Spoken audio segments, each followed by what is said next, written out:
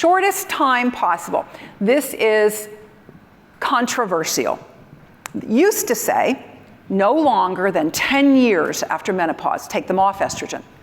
They also used to say age 65, stop. Well, you're gonna pry my estrogen out of my cold, dead hands, okay?